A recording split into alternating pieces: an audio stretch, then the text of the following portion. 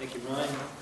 Appreciate everybody coming by and saying hello as well. I have had conversations through the weekend and today with Democratic leadership about the next steps in this process, leadership in the House and the Senate. State House Republicans have a choice. They can sit down with Democratic leaders and produce a fair map with bipartisan support, or they can create uncertainty in our next election. The ball is squarely in their court. If they do not come back to the drawing board, we will collect the necessary number of signatures to place this issue on the fall November 2012 ballot. Time is of the essence. The filing deadline is December 7th. If Republicans don't sit down with Democrats and work out a compromise, there will be no districts the candidates will be able to file, and this is true regardless of whether the required number of signatures are gathered. As Mayor Rhine McLin just mentioned, last week I indicated, about 10 days ago, I indicated through public forums that the Ohio Democratic Party, working in concert with allies and friends who share our concern about these gerrymandered maps, we were about to collect the necessary number of signatures to compel John Husted to place this issue before, begin the process to place this issue before Ohioans in the November 2012 ballot. About 2,000 signatures were collected by a number of individuals and groups, including Progress Ohio, Democratic Party activists and volunteers. We collected those signatures in just under about 4 hours. We then took those signatures over to John's office, and John, as we know now, rejected the signatures because of the appropriation placed in House Bill 319, admittedly so by the Republicans as a way to get around the will of the people, place an appropriation thus making it withstand a referendum attempt for legal means. We then appealed that decision into the Ohio Supreme Court, and both the Attorney General and the Secretary of State, as well as leaders in the Republican caucus in the Senate and the House, were rebuffed by the majority Republican Supreme Court in a unanimous decision late Friday night, and indicated, as we fully anticipated and expected them to do, that House Bill 319 was subject to referendum. As Mayor McLin just mentioned, today we are asking the Supreme Court to start the 90-day window for a collection of signatures based on their Friday ruling. This, we believe, also has precedent with other similar issues. The court has always allowed that 90-day window to commence with their rulings. We are also going to formally ask the Secretary of State to issue a rule allowing canvassers to start the process using a 90-day window commencing with Friday's decision.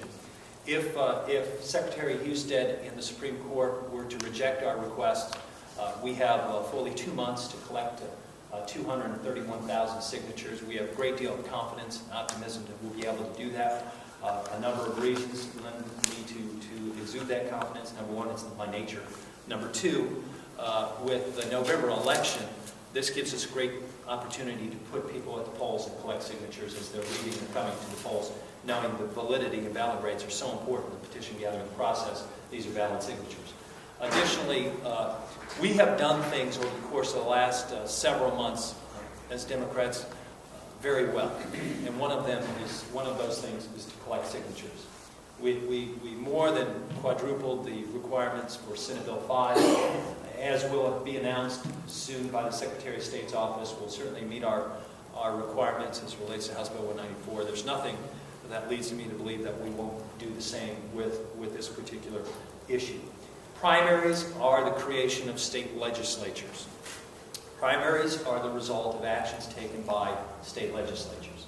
There are primaries, as we know, in caucuses that could start as early as December with the presidential cycle. I think Nevada's talking about doing their Iowa caucus or their Nevada caucus in early January, and the New Hampshire primary could be in December. Those decisions are made by state elected officials and state legislatures. Ohio's no different. As we all can remember, some of us can remember in 1992, during a similar cycle where there were maps being drawn that would affect a then Democrat, Sherrod Brown, in the United States Congress.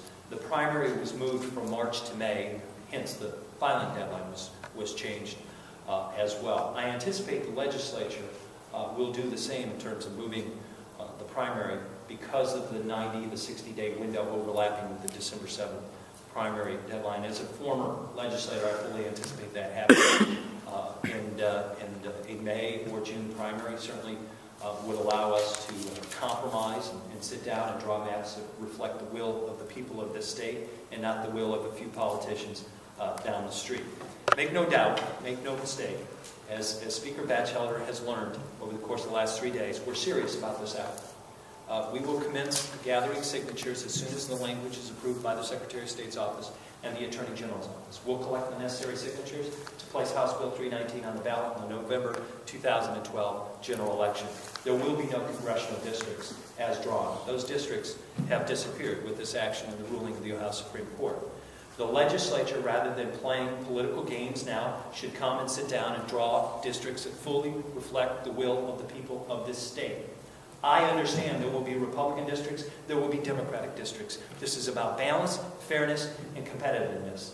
And for President Niehaus to suggest publicly, as he did on Saturday, that, quote, he didn't know what Redfern wanted. He knows full well what I want because I've been talking about it since I came to the legislature in 1999 and then served with Representative Niehaus when he was in the General Assembly. Districts must be fair and balanced and competitive all across this state. We also recognize the inherent importance of supporting majority-minority districts in this state, beginning with Congresswoman Marcia Fudge's congressional district in Cleveland. Majority-minority districts must, in Ohio's case, the 12th congressional district must be protected. And any compromise must reflect that commitment. As we have seen in Hamilton County, here in Franklin County, there are opportunities for us to draw districts that fairly and competitively reflect the will of the people in those districts. When we do that, Democrats win, because we're right on the issues. There's no good reason why a district would stretch from downtown Toledo to near downtown Cleveland, held together by a beach at Crane Creek State Park and a bridge over the Sandusky Bay. There's no good reason why Steve Stivers, if he were to be the Republican congressman in his newly drawn district, would have to spend 5 or 6 hours on the road driving from one end of the district to the other, through Columbus, downtown Columbus to downtown MacArthur in Benton County. There's no good reason other than it's political. And with our action on Friday, we've ended the political shenanigans. Now it's about the time that we come together and we sit down, we fully compromise, and we find a solution to this particular issue.